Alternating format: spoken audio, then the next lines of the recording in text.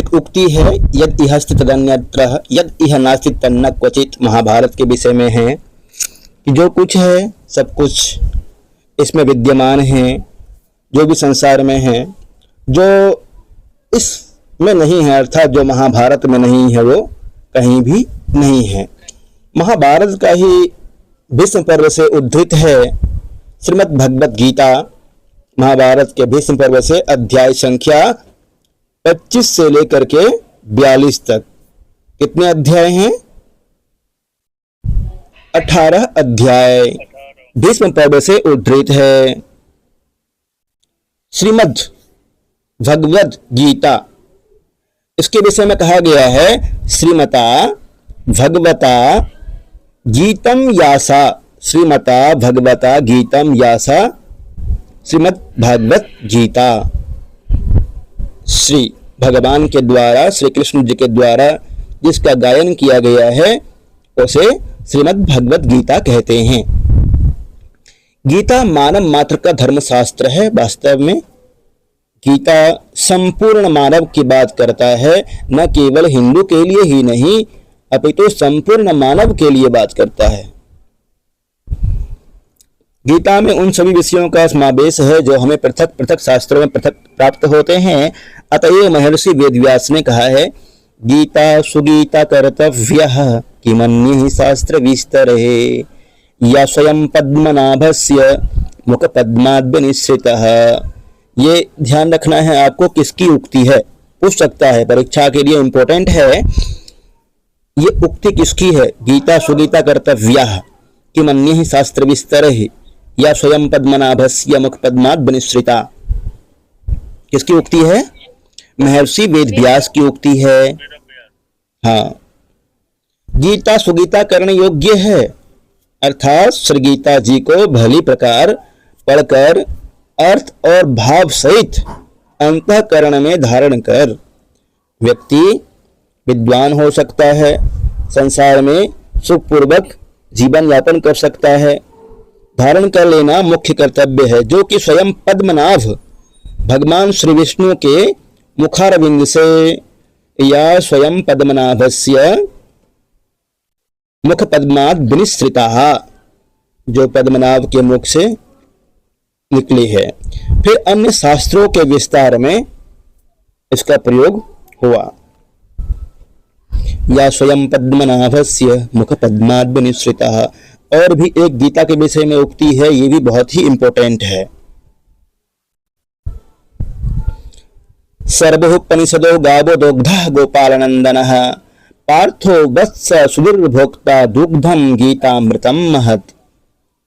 सभी उपनिषदें गाय हैं, अर्थात सभी उपनिषदें गाय के रूप में हैं, जिनका दोहन किया है श्री कृष्ण जी ने, अर्थात उपनिषदों का सार श्री कृष्ण जी ने निकाला है। उसका पान करने वाला, उस दूध का पान करने वाला कौन है? पार्थो वत्सः अर्जुन है। दुग्धम गीतामृतम महत्, वह दूध कौन है, क्या है? दूध अमृत के रूप में गीता है। गीता का ज्ञान जो है वह दूध के रूप में है। गीता अमृतम, अमृत रूपी दूध गीता है। दुग्धा कौन है? उपनिषदों का दुग्धा, उपनिषदों को दोहने वाले श्री कृष्ण जी। गोपाल नंदना, जिसके लिए कहा गया गोपाल नंदनः। पार्थो वत्सः, अर्जुन बछड़ा है जिसका जो रसपान कर रहा है। और दुग्धम गीतामृतम महत्, दूध जिसका रसपान अर्जुन करता है वह अमृत के रूप में है गीता। उपनिषदों का सार कहते हैं ना। सर्वोपनिषदो गावो दुग्धा गोपालनंदनः पार्थो वत्स सुधीर्भोक्ता दुग्धम गीतामृतम महत्। प्रस्थानत्रयी याद है ना? प्रस्थानत्रयी, ओगिव्र उपनिषद, गीता और ब्रह्मसूत्र। उपनिषद, गीता, ब्रह्मसूत्र।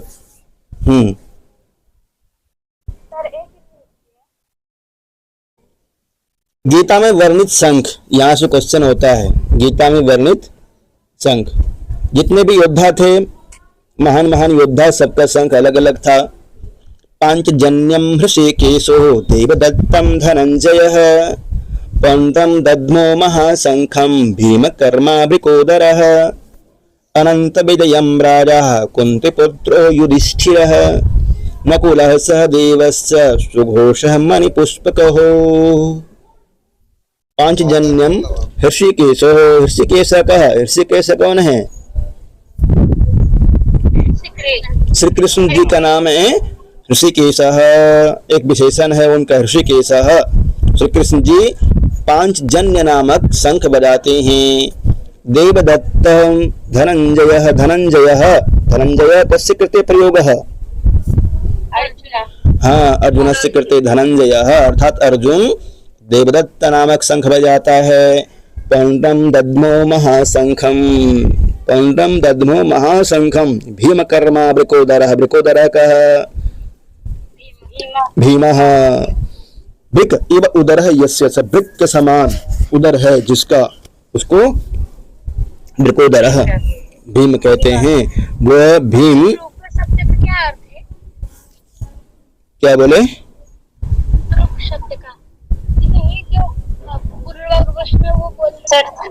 एक बार फिर से बताइएगा। विजयम राजा अनंत विजयम राजा कुंतीपुत्रो युधिष्ठिरः। युधिष्ठिर अनंत विजय नामक शंख बजाता है। युधिष्ठिर किसका पुत्र है? कुंती का पुत्र। नकुल सहदेव किसका पुत्र है? माद्री पुत्र, माद्री के पुत्र हैं दोनों। नकुल सहदेव दोनों माद्री के पुत्र हैं।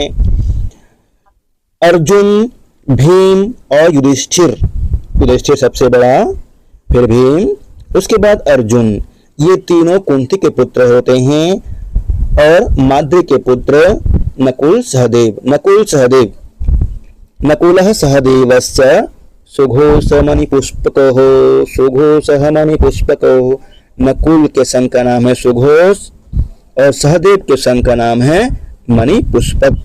नकुलः सहदेवस्य सुघोषः मणिपुष्पकः। एक शंख बजता है और विदीर्ण।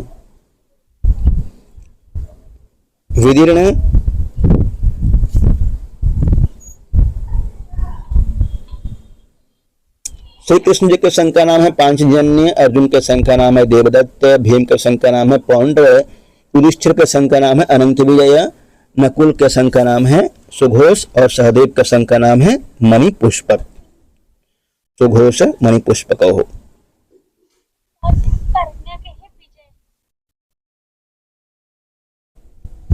ये याद करने वाला टॉपिक है, बहुत ही इंपॉर्टेंट है। इसमें से क्वेश्चन पूछता है बीपीएससी ने। इससे पहले 11वां अध्याय पूछा है। 11वां अध्याय का नाम क्या है? वो इसलिए पूछता है क्योंकि 10वीं कक्षा में, 11वीं कक्षा में, 12वीं कक्षा में, मतलब तीनों कक्षाओं में कहीं ना कहीं गीता से श्लोक लगा हुआ है। 11वीं कक्षा में तो प्रथम पाठ में ही मंगलम करके पाठ है, उसमें गीता के 11वें अध्याय से विश्वरूप दर्शन नामक 11वें अध्याय से 3 श्लोक उद्धृत है वहां पे। नमः पुरस्ताद नमः अधस्ताद, इस तरह से श्लोक है वहां। तो विश्वरूप दर्शन योग गीता के 11वां अध्याय का नाम है। मुख्य है ये 11वां अध्याय, इंपॉर्टेंट है, ये ध्यान रखना है। वैसे तो सभी याद हो तो अच्छी बात है। गीता के 18 के 18 अध्याय याद कर लेंगे। प्रथम अध्याय का नाम है, गीता के प्रथम अध्याय का नाम अर्जुन विषाद योग। अर्जुन विषाद योग। द्वितीय अध्याय का नाम है सांख्य योग। तृतीय अध्याय का नाम कर्म योग।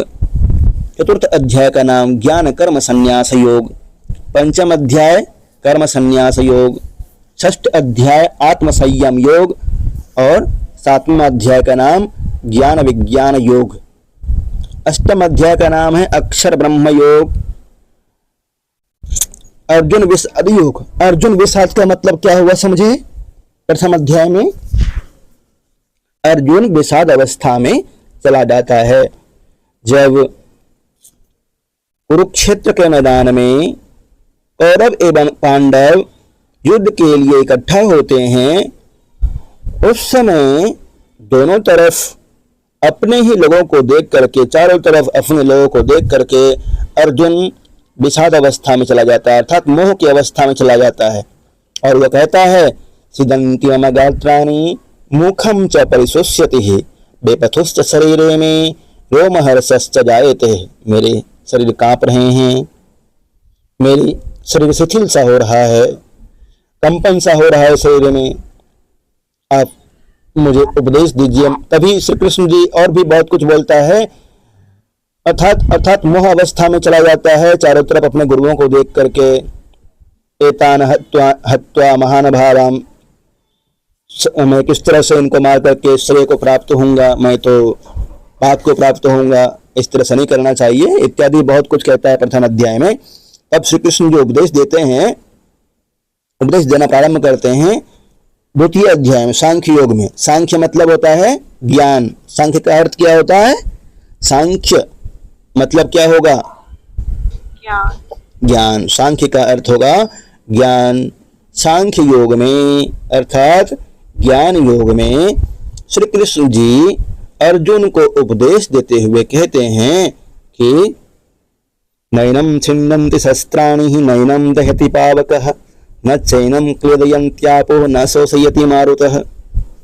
इस आत्मा को शस्त्र काट नहीं सकते हैं, इस आत्मा को पानी गला नहीं सकता है, इस आत्मा को वायु सुखा नहीं सकता है, इस आत्मा को अग्नि जला नहीं सकती है।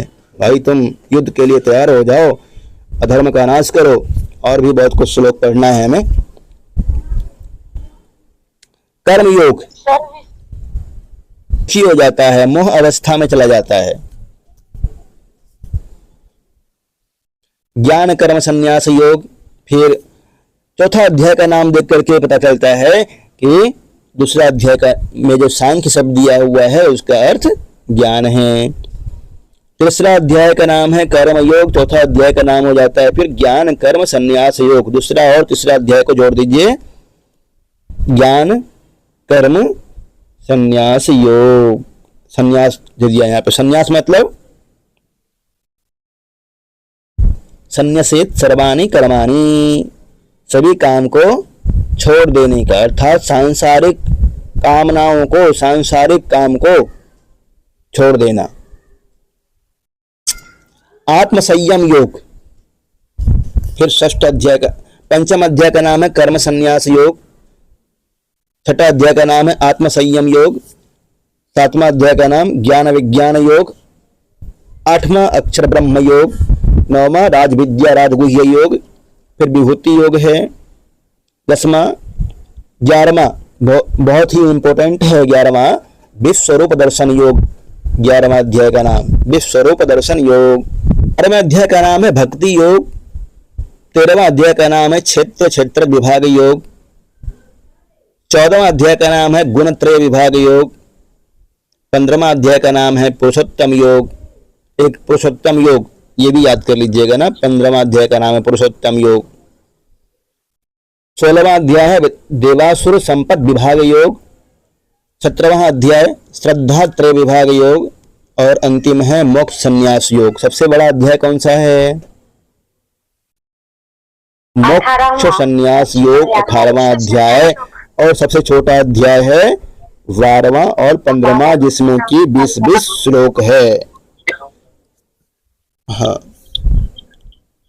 महाभारत के युद्ध में कौरव पक्ष के सेनापति, कितने सेनापति होते हैं कौरव पक्ष के? 4 सेनापति। आपको बताना है कौन नहीं होता है। मैं 4 नाम बोल रहा, 5 नाम बोल रहा हूं, उसमें से कौन सा नहीं है आपको बताना है। द्रोण, भीष्म, कर्ण, शल्य, अश्वत्थामा। अश्वत्थामा नहीं होता है। और पांडवों के पक्ष का सेनापति कौन होता है?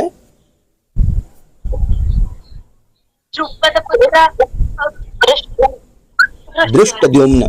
धृष्टद्युम्न पांडव के पक्ष का सेनापति होता है अंतिम तक। द्रुपद का पुत्र होता है। इंपॉर्टेंट है। गीता में वर्णित चतुर्विध भक्ति, 4 प्रकार की भक्ति गीता में वर्णित है। 4 प्रकार के भक्त होते हैं। गीता में 4 प्रकार के भक्त के विषय में बताया है। कौन कौन श्री कृष्ण जी को याद करते हैं, अर्थात ईश्वर को स्मरण कौन करता है? अर्थार्थी, आर्त, जिज्ञासु, ज्ञानी। श्री कृष्ण जी कहते हैं अपने मुख से, चतुर्विधा भजन्ते। जो भक्त होते हैं अर्थार्थी, आर्त, जिज्ञासु और ज्ञानी, इसमें से कौन सा प्रिय होता है? सबसे प्रिय भक्त कौन सा होता है? ज्ञानी। ज्ञानी भक्त प्रिय होता है ना। 4 प्रकार के भक्त होते हैं। अर्थार्थी, अर्थ की कामना से भजन करते हैं।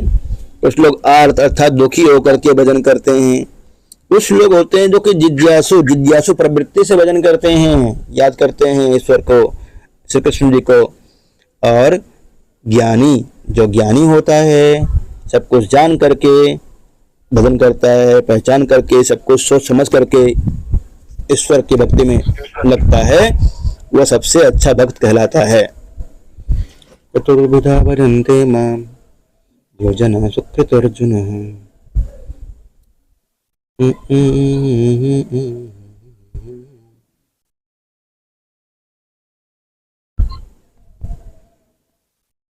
यदा यदा हि धर्मस्य ग्लानिर्भवति भारतः अभ्युत्थानम् अधर्मस्य तदात्मानं सृजाम्यहम्।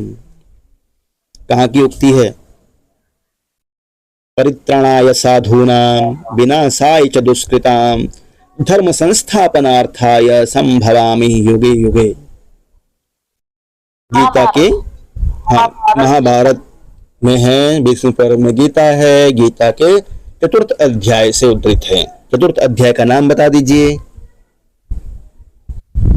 अब जो आप देख रहे हैं स्क्रीन पे आगे, ये इम्पोर्टेंट है, ये आपको याद करना ही है। बीपीएससी ने यहाँ से पूछा है, यहाँ से क्वेश्चन पूछता है, बहुत इम्पोर्टेंट है ये। गीता में अर्जुन के लिए संबोधन, गीता में श्री कृष्ण के लिए संबोधन, गीता में आत्मा का विशेषण, तीनों में से क्वेश्चन आया है पहले। गीता में अर्जुन के लिए संबोधन कौन कौन सा है देखिए। जो सरल होगा वो तो आपको याद ही होगा, जो विशेष है लगता है कि नहीं ये अर्जुन के लिए नहीं हो सकता है, उस पे जोर दे करके आप याद कर लेंगे, बार बार दोहरा करके। दोहराने के लिए वीडियो बना हुआ है, आप प्लेलिस्ट में जाकर के वहां भी देख सकते हैं, अन्यथा एप्लीकेशन पे, संस्कृत संशयन एप्लीकेशन पे है, आप वहां से देख सकते हैं। दोहराने के लिए बनाया है सिर्फ ना, पारायण करने के लिए ही बनाया है। 35 मिनट में 5 ग्रंथों का पारायण है। अर्जुनः गुहाकेशः पार्थः परंतपः। एक देखिए ये परंतपः, परंतपः किसके लिए कहा गया है? परंतपः कहा अर्जुनः।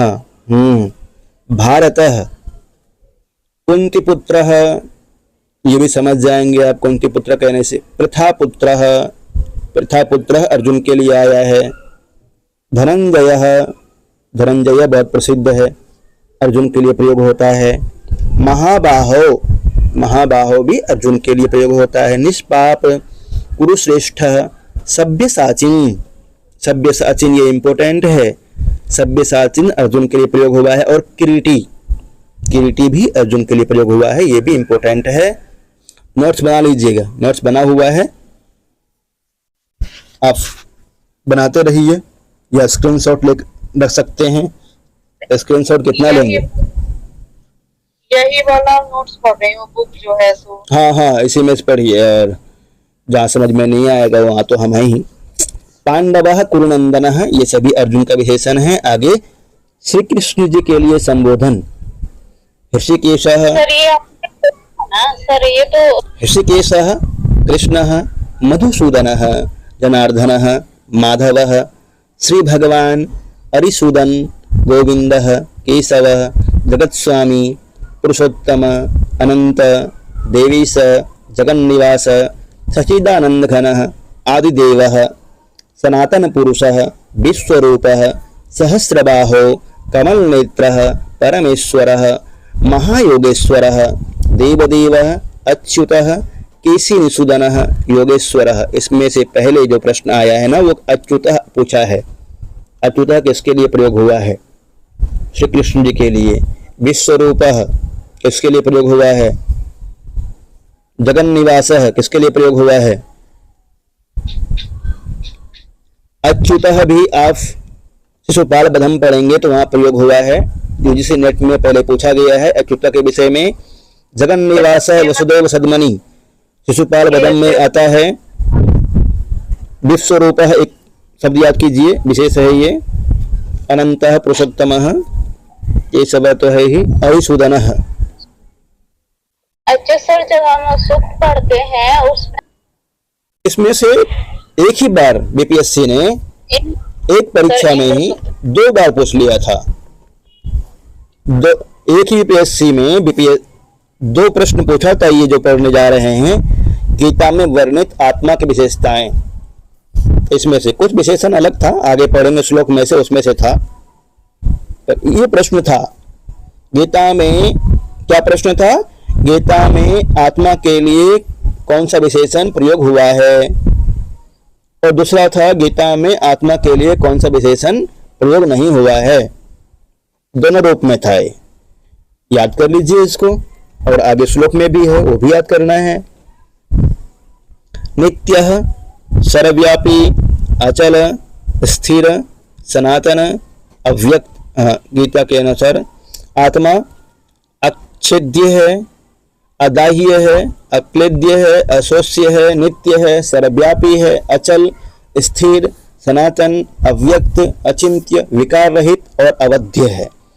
आपको कठोपनिषद में भी पढ़ाया है मैंने। अशब्दम अस्पर्शम अरूपम अव्ययम तथा अरसम नित्यम अगंधवच्चयत अनादि अनंतम ध्रुवम। महता था वहां पे, महता परम ध्रुवम। महता अर्थात आत्मा से भी श्रेष्ठ है। महता आत्मा के लिए प्रयोग हुआ था वहां के हिसाब से, और पुरुष के लिए प्रयोग थे। जितने शब्द पुरुष के लिए आता है कठोपनिषद में, यहाँ गीता में आत्मा के लिए मान के चलिए।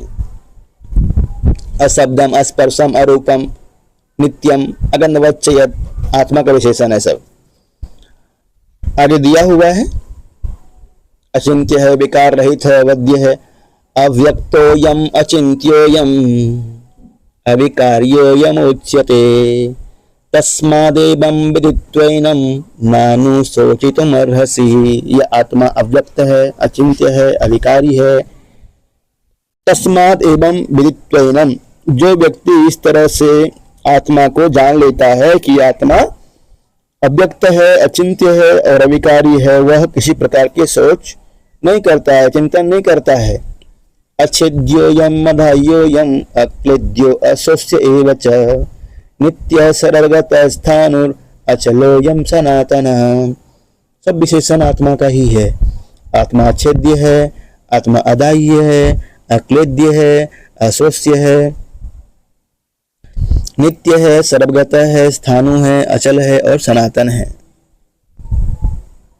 देहि नित्यम अवध्योयम देहे सर्वस्य भारतः तस्मात् सर्वाणि भूतानि न त्वं शोचितुम अर्हसि।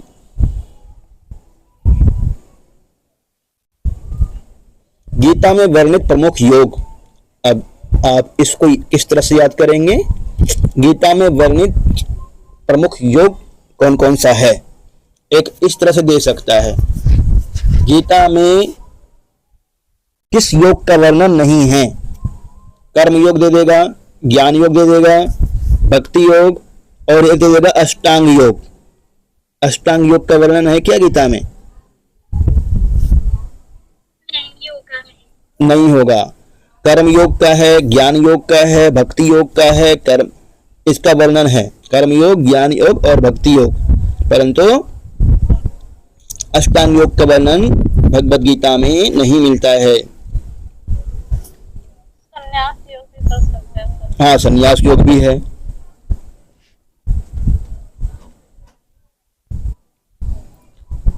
गीता में 8 तरह की प्रकृति का वर्णन है। पृथ्वी, जल, अग्नि, वायु, आकाश, मन, बुद्धि और अहंकार। तो पूछ सकता है प्रकृति कितने प्रकार का है गीता में प्रकृति कितने प्रकार की बताई गई है? अष्टधा प्रकृति, 8 प्रकार की प्रकृति का वर्णन है भगवत गीता में। प्रजहाति यदा कामान् सर्वान् पार्थ मनोगतान् आत्मन्नेवात्मना तुष्ट स्थित प्रज्ञः तदोच्यते। ये इम्पोर्टेंट नहीं है। भूमिरापो अनलो वायु खम मनो बुद्धिरेव च, इम्पोर्टेंट है। गीता के रचयिता कौन है? पहले तो ये बताइए। भगवत गीता के रचनाकार वेद व्यास जी। वेद व्यास जी रचनाकार हैं। गीता में सबसे ज्यादा उक्ति, सबसे ज्यादा श्लोक श्री कृष्ण जी बोले हैं। 574 श्लोक बोले हैं श्री कृष्ण जी। फिर उसके बाद अर्जुन, जो कि अपने शंका रखता है और श्री कृष्ण जी उत्तर देकर के अर्जुन के शंकाओं को शांत करते हैं। 84 श्लोक अर्जुन की उक्ति के रूप में हैं। संजय के द्वारा कहे गए श्लोक 41 है। धृतराष्ट्र के द्वारा कहे गए श्लोक 1 है। इस तरह से कुल मिलाकर के भगवत गीता में 700 श्लोक हैं। 574 श्री कृष्ण जी का, 84 अर्जुन, संजय के द्वारा 41 श्लोक उक्त है और धृतराष्ट्र केवल 1 श्लोक बोलता है। वो कौन सा श्लोक है? धर्म क्षेत्रे कुरुक्षेत्रे समवेतायुत्सवः मामकः पांडवाश्चैव किम कुर्वत् संजयः। महाभारत का मंगलाचरण कौन सा है? याद है? हाँ, नारायणं नमस्कृत्य नरं चैव नरोत्तमं देवीं सरस्वतीं वन्दे ततो जयम् उदीरयेत्। देवीं सरस्वतीं वन्दे ततो जयम् उदीरयेत्। जय नामक इतिहास के विषय में बताया गया है। अनुबंध कितने होते हैं? अनुबंध 4 होते हैं। कौन कौन से? अधिकारी, विषय, संबंध, प्रयोजन, ये 4 अनुबंध होते हैं। याद कर लीजिए। गीता में मुख्य रूप से अनुष्टुप, बृहति, त्रिष्टुप और जगति इन छंदों का प्रयोग हुआ है।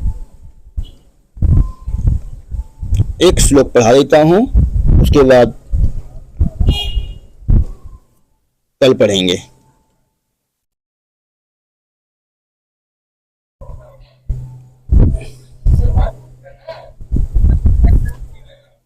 देखिए श्लोक।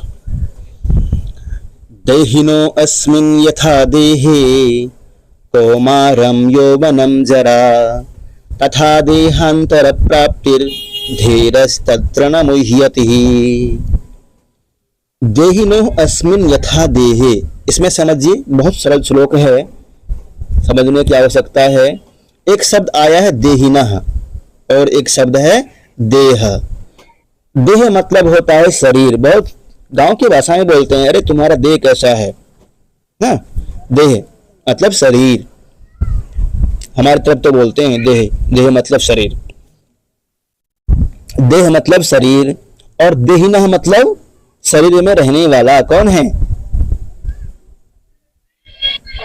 जीवात्मा। शरीर में रहने वाला जीवात्मा है देहिनः। जैसे घर में रहता है, घर को बोलते हैं गृहम, और घर में रहने वाले को गृहिणः। घर में रहने वाला जो होता है। देह अस्मिन् यथा देहे कौमारम यौवनम जरा, इस देह में जीवात्मा निवास करता है, परंतु जीवात्मा कौमार, यौवन और वृद्धावस्था तीनों को प्राप्त नहीं होता है। जीवात्मा बूढ़ा होता है क्या? नहीं। यह शरीर वृद्ध कौमार अवस्था को प्राप्त करता है, यौवन को प्राप्त करता है और वृद्धत्व को प्राप्त करता है। इस शरीर की 3 अवस्थाएं बताई गई है। इस श्लोक में शरीर की 3 अवस्थाएं बताई गई है। कौन कौन सी अवस्थाएं हैं? कौमार, यौवन और जरा। देहिनः अस्मिन् देहे यथा, जीवात्मा इस शरीर में जिस तरह से तीनों अवस्थाओं का साक्षी होता है, वो प्राप्त नहीं करता है, देखता रहता है बस। उसी तरह से कहा गया है तथा देहांतर प्राप्ति धीरस तत्र न मोह्यति। जब अन्य देह की प्राप्ति होती है, जब दूसरा देह मिलता है, तो धीरस तत्र न मोह्यति, धीर पुरुष वहां पे मोहित नहीं होता है, दुखी नहीं होता है। अर्जुन को उपदेश दे रहे हैं श्री कृष्ण जी, हे अर्जुन, ये देहिनः अस्मिन् यथा देहे, इस ये देह तीन अवस्था मुख्य रूप से प्राप्त करता है। गीता में तीन अवस्था ही बताया गया है ना, तीन अवस्था ही याद रखिएगा। वो हम जो वहाँ पढ़ते हैं मनोविज्ञान में, शिशु अवस्था, बाल्यावस्था और आगे की अवस्थाएं जो पढ़ते हैं उसको याद नहीं रखना है। यहाँ पे कौमार, यौवन और जरा, ये तीनों अवस्था याद रखना है। हे अर्जुन, जिस तरह से इस शरीर में रह करके आत्मा देह के तीनों अवस्थाओं का, कौमार, यौवन और जरा का साक्षी होता है, दृष्टा होता है, वह दुखी नहीं होता है, वह परेशान नहीं होता है।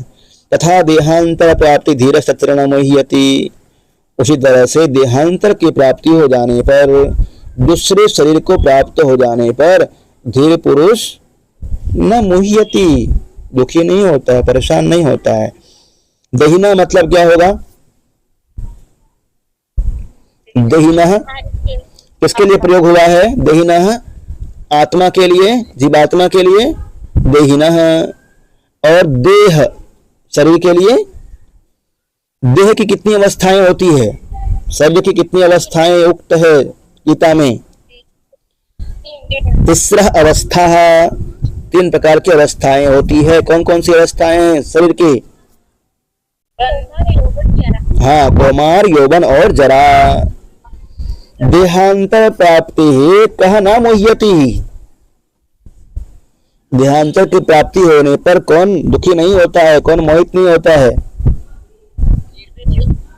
धीरः, धीरः धीर पुरुष देहांतर प्राप्ति होने पर दुखी नहीं होता है।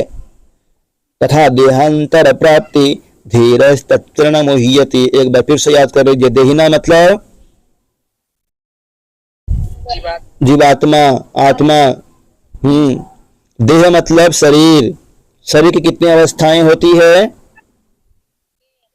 कौमारम, यौवनम, जरा, जरा मतलब वृद्धावस्था। देहांतर प्राप्ति ही, देहांतर प्राप्ति किसको होती है? देहांतर प्राप्ति कौन करता है? सोच समझ करके कीजिएगा। देहांतर प्राप्ति कौन करता है? अन्य देह में कौन जाता है? आत्मा। हाँ, जब यह शरीर छिन्न भिन्न हो जाता है, वृद्धत्व को प्राप्त कर जाता है, तब वह अन्य शरीर में प्रवेश कर लेता है। देहांतर प्राप्ति होने पर कौन व्यक्ति दुखी नहीं होता है? धीर पुरुष दुखी नहीं होता है। धीरज तत्र न मोह्यति। अब इस श्लोक में कोई भी समस्या है तो पूछ लीजिए।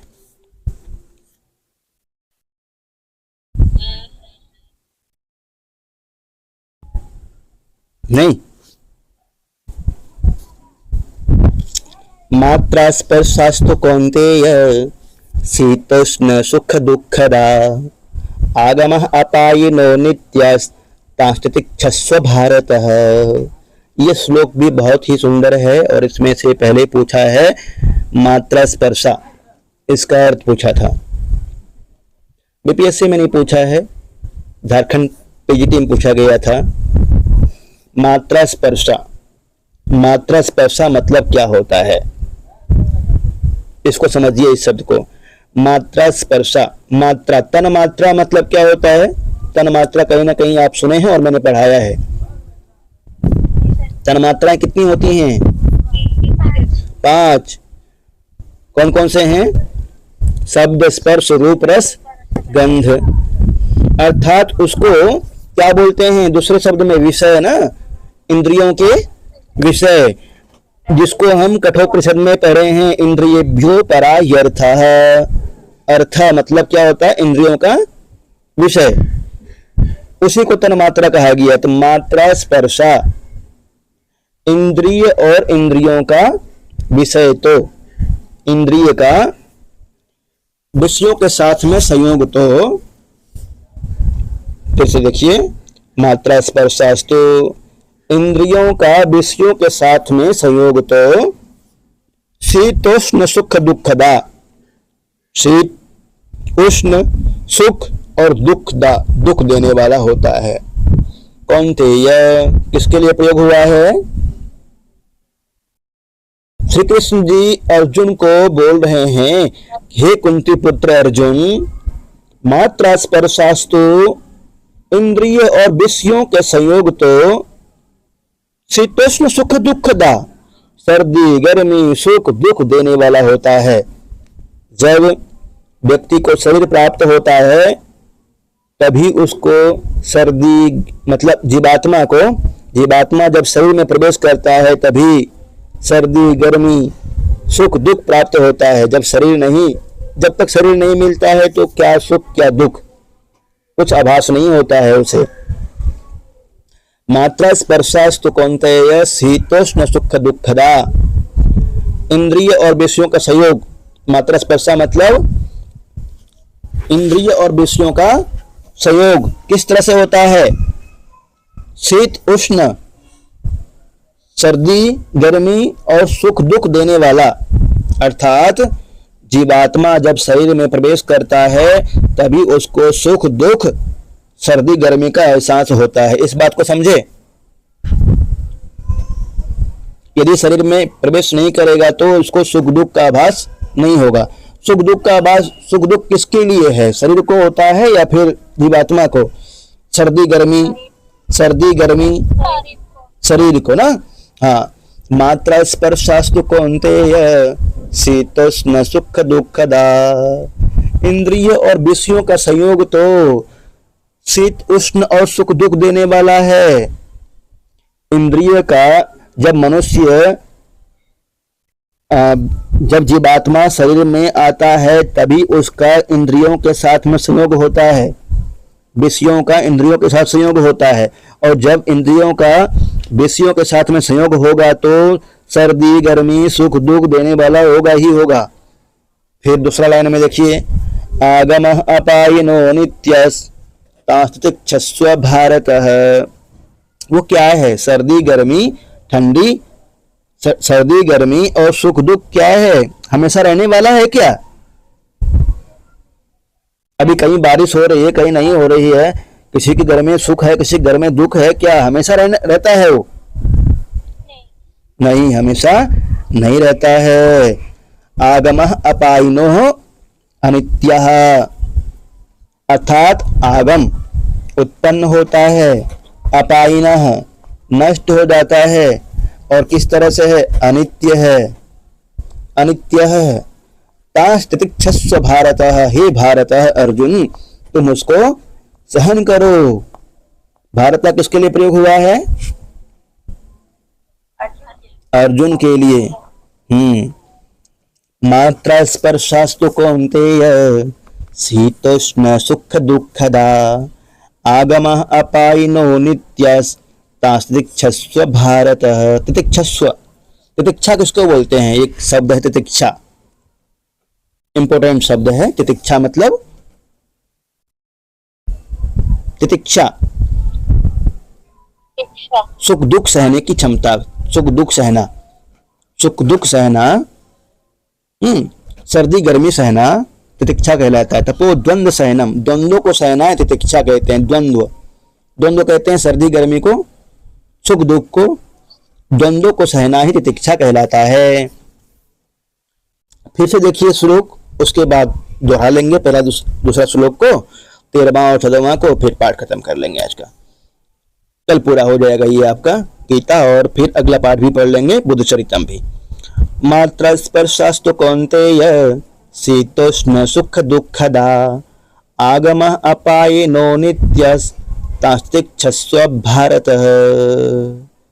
पहले शुरू में कहा है, देखिए, कौन्तेय, हे कुंती पुत्र, मात्रा स्पर्शास्तु इंद्रिय और विषयों का संयोग तो सुख दुख देने वाला होता है, सर्दी गर्मी देने वाला होता है। और यह किस तरह का है? सर्दी गर्मी हमेशा रहने वाला नहीं होता है मेरे पार्थ। आगमः अपायिनः, यह उत्पन्न होता है, नष्ट हो जाता है, और यह अनित्य है, कभी रहता है कभी नहीं रहता है। तितिक्षस्व भारत, हे अर्जुन तुम उसको सहन करो। तुम युद्ध के मैदान में सुख दुख, सर्दी गर्मी की तो बात नहीं है वहां पे, परंतु सुख दुख की बात है ना। सुख दुख का सहन करते हुए दुष्टों का विनाश करो। आगमः अपायिनो अनित्यस्तास्तिक्षस्व भारत। तितिक्षा मतलब द्वंद्व होता है, द्वंद्व सहनम तपः। तितिक्षा द्वंद्वों को सहना, सर्दी गर्मी को, सुख दुख को सहन करना है, तितिक्षा कहलाता है। तितिक्षस्व कहाँ का रूप है? तितिक्षस्व लोट लकार, मध्यम पुरुष, एक वचन। हाँ, मात्रा स्पर्शा मतलब हाँ विषय नहीं, सुख दुख नहीं होगा। मात्रा स्पर्शा मतलब इंद्रियों का विषयों के साथ संयोग। इंद्रियों का विषयों के साथ संयोग किस तरह का होता है? सुख दुख देने वाला होता है ना। इंद्रियों का विषयों के साथ में संयोग, ये मात्रा स्पर्शा तो सर्दी गर्मी सुख दुख देने वाला होता है। और ये सुख दुख हमेशा रहता है क्या? नहीं रहता है। फिर अगले लाइन में कहते हैं श्री कृष्ण जी, आगमः अपायिनः अनित्यः, ये उत्पन्न होता है, अपायिनः नष्ट हो जाता है, ये अनित्य है, तुम उसको सहन करो। पहला श्लोक में आया था, देहिनो अस्मिन् यथा देहे कौमारं यौवनं जरा तथा देहांतर प्राप्ति धीरस्तत्र न मुह्यति। यहाँ है देहिनो अस्मिन् यथा देहे, जिस तरह से इस शरीर में, यह शरीर समझ लीजिए ना, यह शरीर तीन अवस्थाएं प्राप्त करता है, कौमार यौवन और जरा। जीवात्मा नहीं करता है, देहिना नहीं करता है तीन अवस्था को प्राप्त, हुआ सिर्फ साक्षी होता है। तथा देहांतर प्राप्ति धीरस्तत्र न मोह्यति, जब देहांतर की प्राप्ति होती है, दूसरा शरीर धारण करता है, तो धीर पुरुष मोहित नहीं होता है, चिंतन नहीं करता है, दुखी नहीं होता है। यह पहला श्लोक में था। 13वां श्लोक में मतलब जो पाठ्यक्रम में लगा हुआ है 13वां से 25वां तक। और अगला है 14वां, मात्रा स्पर्शास्तु कौन्तेय शीतोष्ण सुख दुःखदा आगमः अपायिनो अनित्यस्तास्तिक्षस्व भारत। दोनों श्लोक समझ में आ गया? जिनको नहीं आया है वो घबराएंगे नहीं ना, आ जाएगा समझ में एक बार।